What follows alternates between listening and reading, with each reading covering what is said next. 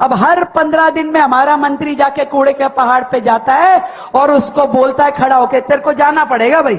ഇതാണ് നമ്മുടെ ഡൽഹി ക്യാപിറ്റലിലെ മുഖ്യമന്ത്രി. 2 കോടിയിലധികം ആളുകൾ, ഏകദേശം 1 ലക്ഷം കോടി രൂപയുടെ ബഡ്ജറ്റ് എല്ലാം നേരിട്ട് പുള്ളിക്കാരിയുടെ നിയന്ത്രണത്തിലാണ്. ഒരു വർഷം കൊണ്ട് ഡൽഹി ഭരിച്ചുകൊണ്ടിരിക്കുന്നത് പുള്ളിക്കാരിയാണ്. देखिए बहुत ही एक अच्छा टाइम दिल्ली का शुरू हुआ है मुझे लगता है.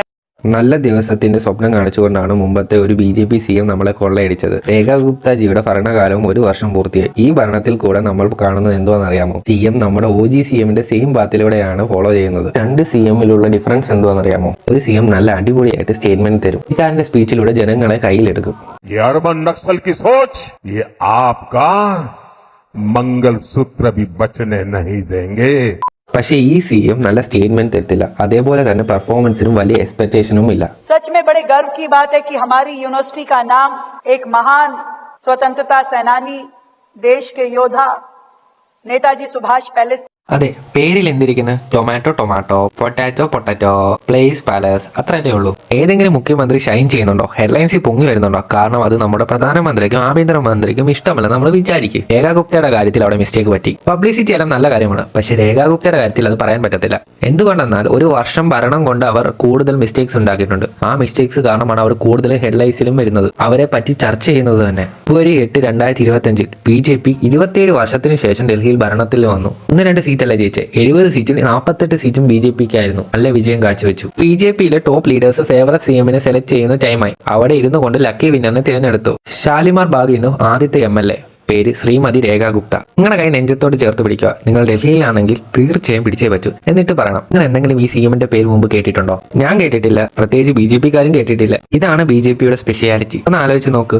2017 UP ഇലക്ഷൻ ടൈം കഴിഞ്ഞു. കേശവ പ്രസാദ് മൗര്യ അവിടുത്തെ CM ആകാൻ ഓൾമോസ്റ്റ് തീരുമാനമായി. ടേക്കിംഗ് സെറിമണി വരെ പുള്ളിക്കാരൻ തയ്യാറായി. പക്ഷേ RSS അവിടെ കളി കളിച്ചു. യോഗിയുടെ പേര് ഫ്രണ്ടിൽ കൊണ്ടുവന്നു. യോഗിജിയുടെ കൂട്ട് രേഖാജിയും കുറെ കോൺട്രവേഴ്സികളിൽ പെട്ടു. 1 വർഷത്തിനുള്ളിൽ ഫേമസ് ആയി. പക്ഷേ അതൊക്കെ BJPക്ക് വേണ്ടാത്ത റീസൺസിലായിരുന്നു. August 20, 2025 രാവിലെ 8 മണിക്ക് സിവിൽ ലൈൻസിൽ CM വേണം അവിടുത്തെ പബ്ലിക്കിന്റെ പ്രോബ്ലം കേൾക്കുന്നു. അന്നേരം അവിടെ ഗുജറാത്ത് രാജ്കോട്ടിൽ നിന്നും ഒരു പെറ്റീഷണർ അകത്ത് വന്നു, രാജേഷ് ഭായ്. CMന്റെ അടുത്ത് വന്ന് ചാൻസ് കിട്ടിയപ്പോൾ തന്നെ CMന്റെ മുടി വലിച്ചു, കാരണം നോക്കി പൊട്ടിച്ചു. ഈ എൻജോയ് സീക്വൻസ് ഉണ്ടാകാൻ കാരണം എന്തുവാണെന്നറിയാമോ? സുപ്രീം കോടതി പട്ടികളെ ബാൻ ചെയ്തതിനെ തുടങ്ങി. ഇതിന് നോക്കിക്കഴിഞ്ഞാൽ ഡൽഹി ഗവൺമെന്റിനും ഡൽഹി സിവിൽ അഡ്മിനിസ്ട്രേഷനും ഇതിന് ഒരു പങ്കുമില്ല. പിന്നെ ഒരു കാര്യം, വയലൻസ് ഞാൻ ഇതിൽ സപ്പോർട്ട് ചെയ്യത്തില്ല, എസ്പെഷ്യലി ഓൺ ട്രൂത്ത് ലൈൻസ്. പക്ഷേ രേഖാ ഗുപ്ത മുമ്പ് പറഞ്ഞ വാക്കുകൾ തന്നെയാണ് പബ്ലിക് വീണ്ടും അവരെ ഓർമ്മിപ്പിച്ചത്. കാമറയെ ആക്രമിച്ചപ്പോൾ അദ്ദേഹം ഡൽഹിയിലേക്ക് വന്നാൽ അദ്ദേഹത്തിന് ഈ സുരക്ഷ എന്താണ്? दिल्ली में एक कॉमेडी का शो करना है जो वो करते हैं, आपको क्या सलाह देंगे? दिल्ली में शो करना चाहिए कि नहीं? अपने रिस्क पे आए. സോ ജനങ്ങൾ വിചാരിച്ച് കാണും ആന്റി നാഷണൽ കോമഡീനെ അങ്ങ് മറന്നു കളയാം. നമ്മുടെ ഡൽഹിയിലെ ഫീമെയിൽ ചീഫ് മിനിസ്റ്ററിന് സ്വന്തം വീട്ടിൽ പോലും സേഫ് അല്ല. അപ്പോൾ എങ്ങനെ ഡൽഹിയിലെ സ്ത്രീകളെ സേഫ് ആകും? ശരിയാണ്, ഡൽഹി പോലീസ് ഡൽഹി ഗവൺമെന്റ് അണ്ടറിൽ വരുത്തില്ല, മിനിസ്റ്ററിന്റെ അണ്ടറിലായിരിക്കും വരുന്നത്. പക്ഷേ BJP ഗവൺമെന്റ് എപ്പോഴും പറയാറുള്ളതാണ്, BJP ഗവൺമെന്റ് ഡൽഹി വന്നു കഴിഞ്ഞാൽ സെൻട്രൽ പോലീസിംഗ് ബെറ്റർ ആയിരിക്കുമെന്ന്. സോ വുമൺ സേഫ്റ്റി മെച്ചപ്പെടുത്താനും പറ്റും. നിങ്ങളുടെ പാർട്ടി റെസ്പോൺസിബിലിറ്റി ഏറ്റെടുത്തേ പറ്റൂ. എന്ത് ബെനിഫിറ്റാണ് ഡബിൾ എഞ്ചിൻ സർക്കാർ തിരഞ്ഞെടുത്തുകൊണ്ടുണ്ടായത്? സ്വന്തം പാർട്ടിയുടെ CM പോലും സേഫ് അല്ല. അങ്ങനെ കുറെ മാസങ്ങൾ കഴിഞ്ഞുപോയി. അങ്ങനെ ഡൽഹി ജനങ്ങൾക്ക് മനസ്സിലായി ഡബിൾ എഞ്ചിൻ ഗവൺമെന്റ് അവരെ കളിപ്പിക്കുവാന്ന്. സ്ത്രീകളുടെ സുരക്ഷയുടെ കാര്യത്തിൽ മാത്രമല്ല, വേറെ കുറെ കാര്യത്തിലും ജനങ്ങളെ അവർ കളിപ്പിക്കുമായിരുന്നു. പൈസയുടെ കാര്യത്തിലും BJP ഒരു പ്രോമിസ് ചെയ്തു, ഭരണം കിട്ടിക്കഴിഞ്ഞാൽ ഡൽഹി സ്ത്രീകൾക്ക് മാസം 2500 രൂപ വെച്ച് അവരുടെ അക്കൗണ്ടിൽ വരുമെന്ന്, ഫിനാൻഷ്യൽ സപ്പോർട്ടിന്. എന്നിട്ട് 1 വർഷം കഴിഞ്ഞിട്ട് പോലും ഈ സ്കീം തുടങ്ങിയില്ല. പിന്നെ പറഞ്ഞ അടുത്ത പ്രോമിസ്, LPG സിലിണ്ടർ ഫ്രീ ആയിട്ട് കിട്ടും ഫെസ്റ്റിവൽ സീസണിൽ. അതും പേപ്പറിൽ മാത്രം ഒതുങ്ങി. ഇപ്പൊ തന്നെ നമ്മൾ കള്ള വാഗ്ദാനങ്ങൾ, ഫാൾസ് പ്രോമിസ് ഒക്കെ പറഞ്ഞു തുടങ്ങി. എന്നാൽ പക്ഷേ നമ്മൾ കുറച്ച് വിസിബിൾ ആയിട്ടുള്ള ഫെയിലിയറിനെ പറ്റി ചർച്ച ചെയ്യാം. 1 വർഷം മുമ്പ് 300 AQ ഡൽഹിയുടെ ജനങ്ങൾ വോട്ട് ചെയ്തുകൊണ്ടിരിക്കുമായിരുന്നു. സോ അവരുടെ മനസ്സിലും മൈൻഡിലും ഒക്കെ ഒറ്റ കാര്യമേ ഉള്ളായിരുന്നു, കഴിഞ്ഞ 3 വർഷമായിട്ട് സെയിം ഗവൺമെന്റിനായിരുന്നു വോട്ട് ചെയ്യുന്നത്. സോ അവരുടെ എയർ ക്വാളിറ്റി ഇമ്പ്രൂവ് ആയില്ല, വാട്ടർ ക്വാളിറ്റി അവർ പ്രോമിസ് ചെയ്തെങ്കിൽ അത്രയും പോലും വന്നിട്ടില്ല. സോ അവർ വിചാരിച്ച് ഗവൺമെന്റ് ഒന്ന് നമുക്കൊന്ന് മാറ്റി നോക്കാമെന്ന്. ഇലക്ഷൻ ടൈമിൽ BJP ക്യാമ്പിനിൽ തന്നെ എയർ ആൻഡ് വാട്ടർ ക്വാളിറ്റിനെ പറ്റി കുറെ പ്രോമിസുകൾ കൊടുത്തു. കുറെ പ്രോമിസ് എന്ന് വെച്ചാൽ ഡൽഹി പൊല്യൂഷൻ ഫ്രീ ആക്കി കൊടുക്കാന്ന്, യമുന ക്ലീൻ ആക്കി കൊടുക്കാന്ന്. പിന്നെ പറഞ്ഞു ചവറ് കുമാരങ്ങളെല്ലാം നീക്കം ചെയ്യാന്ന്, Delhi cleanest city in the country ആക്കാന്ന്. ഡൽഹിയുടെ ജനങ്ങൾ കുറെ സ്വപ്നം കാണിച്ചു. वादे करने वाली सरकारें जा चुकी है, काम करके दिखाने वाली सरकार आई है. അധികാരമേറ്റെടുത്ത ആദ്യ ദിവസം തന്നെ മുഖ്യമന്ത്രി വലിയ ആത്മവിശ്വാസവും പ്രതീക്ഷയും ഉണ്ടായിരുന്നു. കഴിഞ്ഞ മാർച്ചിൽ ഇന്ത്യ ചുട ചർച്ചയിൽ CM വളരെ ഉത്സാഹത്തോടെ വലിയ പ്രതീക്ഷകളോടെ ഉണ്ടായിരുന്നു. पॉल्यूशन को एक सॉल्यूशन मिले, इस बार की सर्दियों में आपको दिल्ली छोड़ के ना जाना पड़े, इस काम को बहुत ही गहन तरीके से किया जाएगा. പക്ഷെ 1 വർഷത്തിനുള്ളിൽ എന്തെങ്കിലും മാറിയോ? ഉത്തരം ഇല്ല. ഈ വർഷത്തെ വിന്റർ സീസണിൽ എയർ ക്വാളിറ്റി ഓൾമോസ്റ്റ് പോയിസൺ ആയിട്ടാണ് മാറിയത്. ചില AQI ഇൻഡിക്കേറ്റേഴ്സ് 1000 തൊട്ട് 1200 വരെ കടന്നുപോയി. ഈ ഒരു കാര്യത്തിൽ അർജന്റ് ആക്ഷൻ എടുക്കേണ്ട സമയത്ത് സോ ഡൽഹി ജനങ്ങൾക്ക് റിലീഫ് കൊടുക്കുന്നതിന് പകരം നമ്മുടെ ഡൽഹി CM എന്ത് ചെയ്യണം എന്നറിയാതായി പോയി. ബേസിക് തിങ്സ് വരെ കൺഫ്യൂസ്ഡ് ആയിപ്പോയി. AQI एक ऐसा आपका टेम्परेचर है, आपको जो किसी भी इंस्ट्रूमेंट से पता चलता है. വാ, ന്യൂട്ടൺ പോലും തോറ്റു. Such A scientific depth is visible. എനിക്ക് എന്നോട് ഇവിടെ എന്താ നടക്കുന്നതെന്ന്. ഭരണമോ അതോ ഗെസിംഗ് ഗെയിമോ അതോ കോമഡി ഷോയോ? ആം ആദ്മി പാർട്ടി ഈ ചാൻസ് മുതലെടുത്തു. ഈ ചാൻസിലൂടെ CMന്റെ കേപ്പബിലിറ്റിയെ പറ്റി ചോദ്യം ചെയ്തു. मुख्यमंत्री बनाया है जिसको ये नहीं मालूम कि AQI होता क्या है. ഇതിനെ ഡിഫെൻസ് ചെയ്തുകൊണ്ട് BJPയും CMഉം പറഞ്ഞു ഇതൊരു ചെറിയൊരു മിസ്റ്റേക്ക് ആയിരുന്നു. बेबुनियाद इल्जाम लगाएंगे, फिर कभी शब्दों को पकड़ेंगे, कहेंगे AQI को AIQ बोल.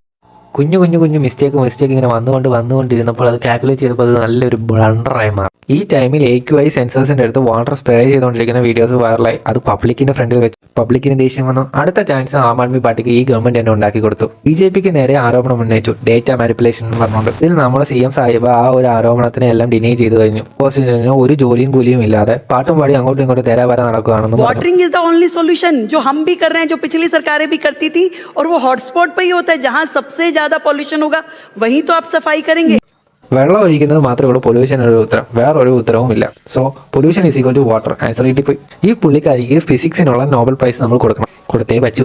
ഈ വാട്ടർ ലോജിക് എക്സ്പീരിയൻസ് നമുക്ക് കുറച്ചുകൂടെ കൊണ്ടുപോകാം. അന്നേരം ഫ്രണ്ടിലോട്ട് കുറച്ചുകൂടെ കൊണ്ടുപോയപ്പോൾ അത് ക്ലൗഡ് സീഡിംഗ് എക്സ്പെരിമെന്റിലോട്ട് അത് ഡൽഹി ഏറ്റെടുത്ത് ചെയ്യുകയും ചെയ്തു. പുള്ളിക്കാരി ചിന്തിച്ചത് റെയിലിംഗ് സ്റ്റേഷൻ്റെ അടുത്ത് വെള്ളം ഒഴിക്കുന്നതിനെക്കാട്ടി നല്ലത് ഇന്റർസിറ്റിയുടെ മുകളിൽ വെള്ളം ഒഴിച്ചാൽ പോരെ, പ്രോബ്ലം സോൾവ്. അങ്ങനെ 34 കോടി രൂപ സ്പെൻഡ് ചെയ്തു ആർട്ടിഫിഷ്യൽ റെയിന് വേണ്ടി. സോ എക്സ്പെരിമെന്റ് ഫെയിലായി. ജനങ്ങൾക്കാണോടാണ് ഈ എക്സ്പെരിമെന്റ് ഫെയിൽ ആകുമെന്ന്. പക്ഷേ എക്സ്പേർട്സ് പറഞ്ഞു ക്ലൗഡ് സീഡിംഗ് ഒരിക്കലും നമ്മുടെ ക്ലൈമറ്റിൽ വർക്കാകില്ല, പ്രത്യേകിച്ച് വിന്റർ സീസണിൽ. പക്ഷേ സർക്കാരിന്റെ കയ്യിൽ വേറൊരു ഓപ്ഷൻ ഇല്ലായിരുന്നു. CM വിചാരിച്ചു ക്ലൗഡ് ഉണ്ടല്ലോ എടുക്കാം, സീഡിങ്ങും ചെയ്തു. സോ സീഡിങ് ഫെയിൽ ആയതുകൊണ്ട് ഗവൺമെന്റ് അടുത്ത സൊല്യൂഷൻ കണ്ടെത്തി പൊല്യൂഷൻ നിർത്താൻ. സോ സർക്കാർ കുറെ വട്ടം ചിന്തിച്ച് കഷ്ടപ്പെട്ട് ഉത്തരം കണ്ടുപിടിച്ചു എങ്ങനെ പൊല്യൂഷൻ കുറയ്ക്കാൻ പറ്റുന്നുള്ള. സർക്കാർ പറഞ്ഞു അടുത്ത സൊല്യൂഷൻ ഇതാ, തന്തൂരി ബാൻ ചെയ്യുക. തന്തൂരി യൂസ് ചെയ്യുന്ന എല്ലാം ബാൻ കൊണ്ടുവന്നു. ഇങ്ങനെ ചെയ്യുന്നതുകൊണ്ട് ഇപ്പോൾ AQI ലണ്ടനെക്കാളും ബെറ്റർ കണ്ടീഷനിലാണ്. ശരിയാണ്, തന്തൂരി ചെറിയ എമൗണ്ട് മാറ്റേഴ്സ് ഇൻക്രീസ് ആക്കും. ഈ ടൈമിലൊക്കെ നല്ല സ്ട്രിക്റ്റ് ആക്ഷൻ എടുക്കേണ്ടതായിരുന്നു. പൊല്യൂഷനായി ഫൈറ്റ് ചെയ്യാൻ പോളിസി ഡിസിഷനൊക്കെ ഇംപ്ലിമെന്റ് ചെയ്യേണ്ടതായിരുന്നു. ഫാക്ടറീസിന്റെ പൊല്യൂഷൻ, വുഡ് ഫയർസിന്റെ പൊല്യൂഷൻ, റോഡ് ഡസ്റ്റിന്റെ പൊല്യൂഷനൊക്കെ ഒന്നും വയ്ക്കാൻ മാക്സിമം ശ്രമിക്കായിരുന്നു. ഡൽഹിയിലുള്ള മാക്സിമം പൊല്യൂട്ടിംഗ് പവർ പ്ലാന്റ്സ് ഒക്കെ അടച്ചുപൂട്ടണമായിരുന്നു. പക്ഷെ ഇവിടെ തമാശയല്ലേ നടക്കുന്നത്. പ്രത്യേകിച്ച് ട്രിപ്പിൾ എഞ്ചിൻ സർക്കാരായിരുന്നു ഡൽഹി ഭരിക്കുന്നത്. സ്റ്റേറ്റ് നിങ്ങളുടെ ആയിരുന്നു, സെൻട്രൽ നിങ്ങളുടെ ആയിരുന്നു, മുനിസിപ്പൽ കോർപ്പറേഷൻ നിങ്ങളുടെ ആയിരുന്നു. ഇനി നിങ്ങൾ ആരെയായിരിക്കും ബ്ലെയിം ചെയ്യുന്നത്, നെഹ്റുവിനെയോ അതോ ബാബറിനെയോ? എല്ലാ വഴിയും തോൽവിയായപ്പോൾ CM സാഹിബ പറഞ്ഞു പൊല്യൂഷൻ ഇഷ്യൂ കൈമാറിക്കൊണ്ട് വരികയായിരുന്നു. കഴിഞ്ഞ സർക്കാർ ഞങ്ങളായി തന്നിട്ട് പോയതാണ്. പൊല്യൂഷന്റെ കാര്യത്തിൽ ഞങ്ങൾ എന്ത് ചെയ്യാനാ, ഞങ്ങളുടെ കയ്യിൽ മാജിക് ഒന്നുമില്ല പൊല്യൂഷൻ ഇല്ലാതാക്കാനൊന്നും. ഈ ഡ്രാമ എല്ലാം കഴിഞ്ഞിട്ട് പുള്ളിക്കാരി ചെന്നത് എങ്ങോട്ടാണെന്നറിയാം, ഡൽഹിയിലെ ലയണൽ മെസ്സിയുടെ ഫുട്ബോൾ ഈവന്റിലേക്ക്. സോ സ്റ്റേഡിയത്തിലാണ് നടക്കുന്നത്. സോ ഡൽഹി ജനങ്ങൾ ആ ചാൻസ് അങ്ങ് മുതലെടുത്തു. ഡൽഹിക്കാർ അവിടെ വെച്ച് അങ്ങ് പണി തുടങ്ങി.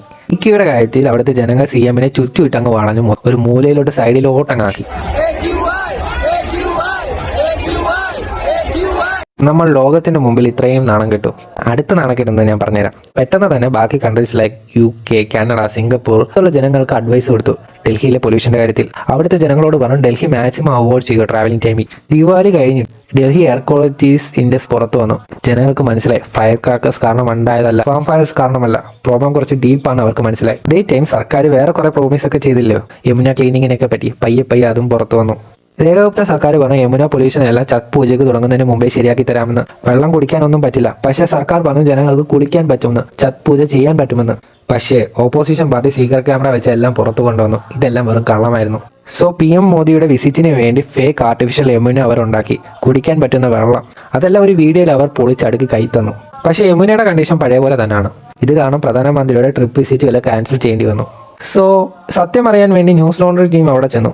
കണ്ടുപിടിച്ചതോ സർക്കാർ പറഞ്ഞ ക്ലെയിം എല്ലാം ഫേക്ക് ആയിരുന്നു. സത്യം വേറെയായിരുന്നു. 1000 ലിറ്റർ അൺട്രീറ്റഡ് ചെയ്ത സീവേജ് വാട്ടർ ഇപ്പോഴും യമുനയിലൂടെ പോകുന്നു ത്രൂ ട്രെയിൻസ്. യമുനയിൽ മരിച്ചു കിടക്കുന്ന മൃഗങ്ങൾ വെള്ളത്തിൽ പൊങ്ങിക്കിടക്കുന്നു. ഒക്ടോബറിലെ ഡൽഹി പൊല്യൂഷൻ കൺട്രോൾ റിപ്പോർട്ടിൽ പറഞ്ഞു എൻ്റെ ഡൽഹിയിലെ യമുനയിലെ വെള്ളം കുളിക്കാൻ പോലും ഫിറ്റ് അല്ല. എക്സെപ്റ്റ് പാല. യമുന സിറ്റിയിലോട്ട് കയറുന്ന അവിടുത്തെ കുറച്ച് ബെറ്റർ ആണ്. വെള്ളത്തിന്റെ സാമ്പിൾ എടുത്തു 9th ഒക്ടോബർ. ആ ടൈമിൽ പൊല്യൂഷന്റെ ലെവൽ ഭയങ്കര ഹൈ ആയിരുന്നു.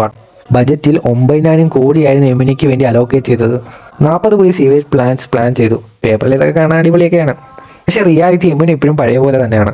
വെള്ളക്കെട്ടിനെ കുറിച്ച് പറയുകയാണെങ്കിൽ മൺസൂൺ എത്തുന്നതിന് മുമ്പ് തന്നെ ഡൽഹി സർക്കാർ പൂർണ്ണ ഉത്സാഹം കാണിച്ചിരുന്നു ശരിയാക്കാൻ വേണ്ടി. പ്രിപ്പറേഷനും ഡെമോൺസ്ട്രേഷൻ ഏപ്രിലിന്റെ മുമ്പേ തന്നെ കാണിച്ചു. സിൻസാരിച്ച് കാണിച്ചു. നമ്മുടെ CM ടൂലെടുത്ത് പുറത്ത് വന്ന വിൻഡോ ബ്രിഡ്ജിന്റെ ട്രെയിൻസ് എല്ലാം ക്ലീൻ ചെയ്തു. हर 15 दिन में हमारा मंत्री जाके कूड़े के पहाड़ पे जाता है और उसको बोलता है खड़ा होके तेरे को जाना पड़ेगा भाई. പക്ഷേ 2 ആഴ്ചയിലെ മഴ കാരണം വിൻഡോ ബ്രിഡ്ജ് മുങ്ങിയില്ല. പക്ഷേ മൺസൂൺ മഴയിൽ ഡൽഹി മുക്കാലും മുങ്ങി. വീണ്ടും രേഖാ ഗുപ്തജി ആം ആദ്മി പാർട്ടിനെ ബ്ലെയിം ചെയ്തു. ഇത് പണ്ടത്തെ ഡെവലപ്മെന്റിന്റെ ബാക്ക്ഗ്രൗണ്ട് ഇഷ്യൂ ആണ്. അവിടുത്തെ ആം ആദ്മി പാർട്ടിയിലെ ഡൽഹി പ്രസിഡന്റ് സൗരഭ് ഭാരദ്വാജ് എക്സിൽ പിക്ചേഴ്സ് ഷെയർ ചെയ്തു. റോഡിൽ വെള്ളം കയറുന്നതും വെള്ളപ്പൊക്കത്തിനെ എല്ലാം ഡയറക്റ്റ് ആയിട്ട് BJP അറ്റാക്ക് ചെയ്തു. ഭാരദ്വാജ് BJP പറഞ്ഞ സ്റ്റേറ്റ്മെന്റ്സിലും പറഞ്ഞ പ്രോമിസിലും ക്ലെയിംസിലും എല്ലാം ചോദ്യം ചെയ്തു. ഈ വർഷം ഡൽഹിയിൽ മഴ സമയത്ത് വെള്ളപ്പൊക്കം ഉണ്ടാവില്ല, എല്ലാം റെഡിയാണ്. പിന്നെ എങ്ങനെ 1 മണിക്കൂറിനുള്ളിൽ സെൻട്രൽ ഡൽഹി വെള്ളത്തിനടിയിൽ പോയത്? CM ഇറങ്ങി സ്വന്തമായിട്ടാണ് ട്രെയിൻ എല്ലാം ക്ലീൻ ചെയ്തത്. പിന്നെ എങ്ങനെ ഡൽഹി വീണ്ടും വെള്ളപ്പൊക്കമായി? എന്തുകൊണ്ടെന്നാൽ ഫോട്ടോ എടുത്തെന്ന് വിചാരിച്ച് ഇൻഫ്രാസ്ട്രക്ചർ ഉണ്ടാവില്ല. മേഡം ജി അതിന് നല്ല രീതിയിൽ ഇറങ്ങി തന്നെ പണിയണം. സൈഡിൽ ഡൽഹി എയർ, പിന്നെ വെള്ളം. ഡൽഹി സർക്കാരിന്റെ ഒറിജിനൽ റിപ്പോർട്ട് കാർഡ് ജനങ്ങൾക്ക് മനസ്സിലായി തുടങ്ങി. സൈഡിൽ ഒരു നാണവുമില്ലാതെ സ്വന്തമായിട്ട് മേഡം ജിയെ തന്നെ മേഡം ജി എക്സ്പോസ് ചെയ്യും. AQI സ്റ്റേറ്റ്മെന്റ് കഴിഞ്ഞ ശേഷം CM ജി വീണ്ടും ഇങ്ങനത്തെ കുറേ സ്റ്റേറ്റ്മെന്റ് ഇങ്ങനെ വന്നുകൊണ്ടേയിരുന്നു. അതുകൊണ്ട് തന്നെ BJP ഹെഡ്ക്വാർട്ടേഴ്സ് ഒന്ന് കിടങ്ങിപ്പോയി. മേഡം CMന്റെ അടുത്ത സ്റ്റേറ്റ്മെന്റ് നിങ്ങൾ തന്നെ ഒന്ന് കേട്ടു നോക്ക്. दिल्ली ने भगत सिंह, राजगुरु, सुखदेव, जब उन्होंने बहरी कांग्रेस की सरकार के खिलाफ असेंबली में बम फेंका था, उस क्रांति का बिगुल भी सुना है. ഈ കാര്യം എക്സ്പ്ലെയിൻ ചെയ്യാൻ തന്നെ എനിക്ക് തന്നെ നാണക്കേടും. പക്ഷേ ഭഗത് സിംഗ് ഒരു റെവല്യൂഷണറി ആയിരുന്നു. നമ്മുടെ ഫ്രീഡത്തിന് വേണ്ടി ബ്രിട്ടീഷുകാരുമായിട്ട് എഗെയിൻസ്റ്റ് ഫൈറ്റ് ചെയ്ത ഒരു വ്യക്തി. ഈ കാര്യം കൊച്ചു കുഞ്ഞുങ്ങൾക്ക് വരെ അറിയാം. നമ്മുടെ CM സാബിക്ക് അറിഞ്ഞൂടായിരുന്നല്ലോ. അന്നേരം തന്നെ ആം ആദ്മി പാർട്ടി കുറെ മീംസ് ഇറക്കി ഈ ടോപ്പിക്കിനെ പറ്റി. അന്നേരം ജി പറഞ്ഞു സ്ലിപ്പ് ഓഫ് ടങ് എന്ന്. പക്ഷെ ഇത് എന്തുമാത്രം സ്ലിപ്പ് ഓഫ് ടങ് എന്ന് നമുക്ക് പറയാൻ പറ്റും? CM മേഡം ജി നേരത്തെ കുറച്ച് മാസങ്ങൾക്ക് മുമ്പ് ഇതിനെ പറ്റി ക്ലാരിറ്റി തന്നിട്ടുണ്ട്. സ്വന്തം ഭരണത്തിനെയും ഇന്റലിജൻസിനെയും എങ്ങനെ നാട്ടുകാരുടെ മുമ്പിൽ പ്രസന്റ് ചെയ്യുന്നത് നിങ്ങൾ കണ്ടോ? എക്സാക്ട്ലി 1 മാസം മുമ്പ് രേഖാ ഗുപ്തജിയുടെ husband Manisha Guptaji, who is a businessman and social worker, government മീറ്റിംഗിന് പുള്ളിക്കാരിയുടെ കൂടെ ഇരിക്കുന്നു with on records. Aam Aadmi Party പെട്ടെന്ന് തന്നെ ടാർഗറ്റ് ചെയ്തു, കമ്പയർ ചെയ്തു പഞ്ചായത്ത് സീരീസുമായിട്ട്. എന്നിട്ട് പറഞ്ഞു ഇത് അൺകോൺസ്റ്റിറ്റ്യൂഷണൽ തിങ് ആണെന്ന്. സീരീസ് കാണാത്തവർക്ക് ഞാൻ പറഞ്ഞു തരാം. ഫുലേറ വില്ലേജിൽ ഒരു ഫീമെയിൽ ഹെഡ് ഉണ്ടായിരുന്നു. പക്ഷേ ഈ ഫീമെയിൽ ഹെഡിന്റെ പണിയെല്ലാം പുള്ളിക്കാരുടെ ഹസ്ബൻഡ് ആണ് ചെയ്യുന്നത്. ഇവിടെ ഹസ്ബൻഡ് മീറ്റിംഗിന് ഇരിക്കുന്നു, ഫയൽ വായിക്കാതെ വിരൽ പതിക്കുന്നു. അന്നേരം ഇവിടെ ഏത് സർക്കാരാണ് ഭരിക്കുന്നത്? എന്താണ് ഡൽഹിയിൽ നടക്കുന്നത്? നവംബറിൽ പൊല്യൂഷന്റെ മെഷർ എടുത്തു. അതുകൊണ്ട് മേഡം ജി സ്കൂൾ കുട്ടികൾക്കെല്ലാം അവധി കൊടുത്തു. പിന്നെ സൈഡിൽ കൂടെ അവരെടുത്ത് പറഞ്ഞു അവധിയല്ല മേഡം ജി, ഹൈബ്രിഡ് മോഡാണ്. कल से स्कूलों की भी हम छुट्टी रखेंगे. हाइब्रिड मोड पे रहेगा, उसमें ऑनलाइन क्लासेस चलेंगे. ഇതും പോരാന് മേഡം ജി അസംബ്ലിയിൽ വെച്ച് പോലീസുകാരെ തുള്ളാന്ന് വിളിച്ചു പിടിക്കപ്പെട്ടു. हाल की पुलिस वो पंजाब सरकार की पुलिस जैसी थी. वो आई बाद में 2 ठुल्ले इधर 2 ठुल्ले उधर ऐसे करके पूरा चारों तरफ खड़ी हो गई.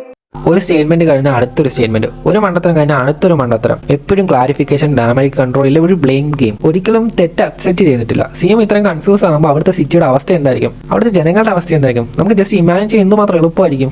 मुझे लगता है कि इन 5 सालों में दिल्ली का चेहरा इस कदर खूबसूरत होगा कि सभी लोग सोचेंगे कि जो निर्णय दिल्ली के लिए लिया वो बहुत ही सुंदर था.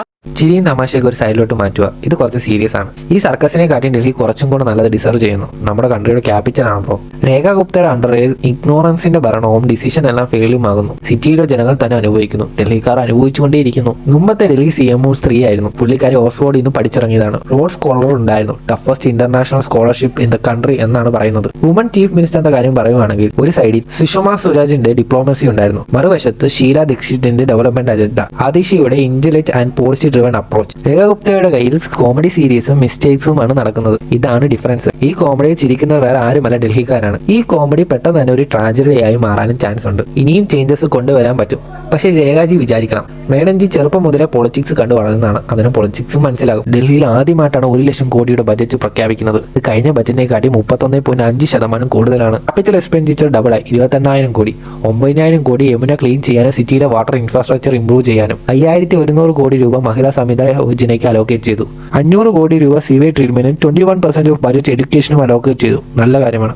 CM രേഖാ ഗുപ്തയുടെ സർക്കാർ നല്ലതായിരുന്നു. പക്ഷേ പുള്ളിക്കാരി വാക്കുകളിൽ തന്നെ പെട്ടുപോയി. അപ്പോൾ അടുത്ത 4 വർഷം കൊണ്ട് എന്തെങ്കിലും മാറ്റങ്ങൾ കൊണ്ടുവരുമായിരിക്കും.